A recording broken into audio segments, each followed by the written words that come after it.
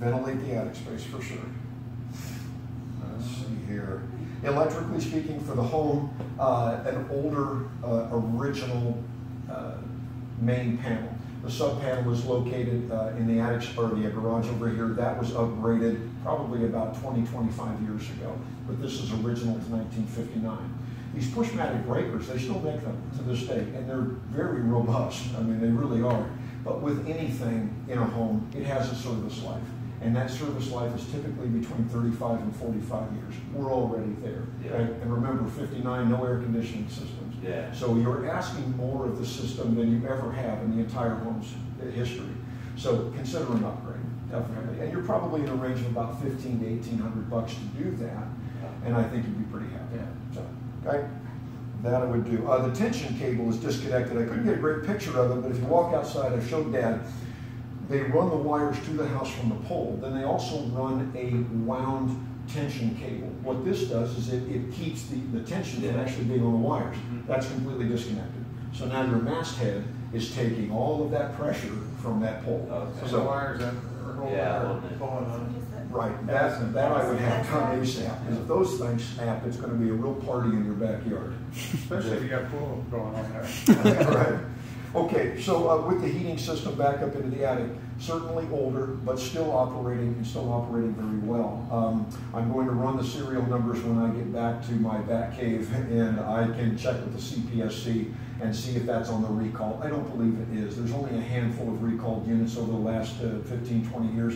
I don't think this is on it, but we always like to check it. If it is, it'll be in the report.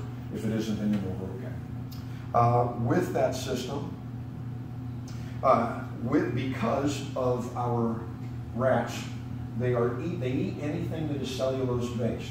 So they're eating the insulation on the refrigerant units.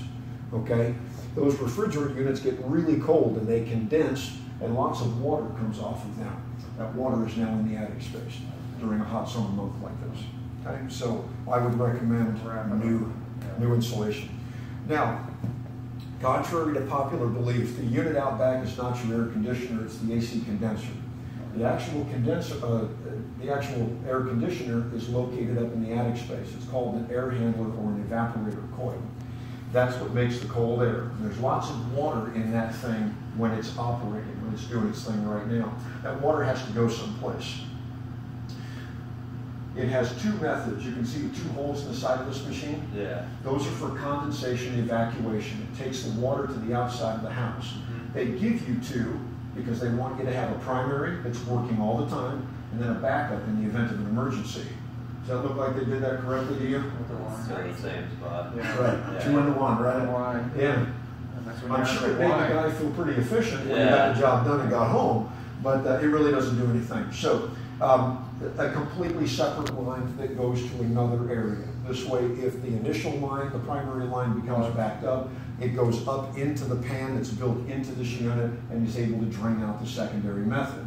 The other requirement is that because it's installed over a heated living space, it must have a drip pan underneath it, because this is dripping water right now. It comes off of that refrigerant line right there. And if it wasn't for a whole bunch of paper that somebody was nice enough to stack underneath this unit, you'd be seeing it in your ceiling right now. Okay? So drip pan, secondary line.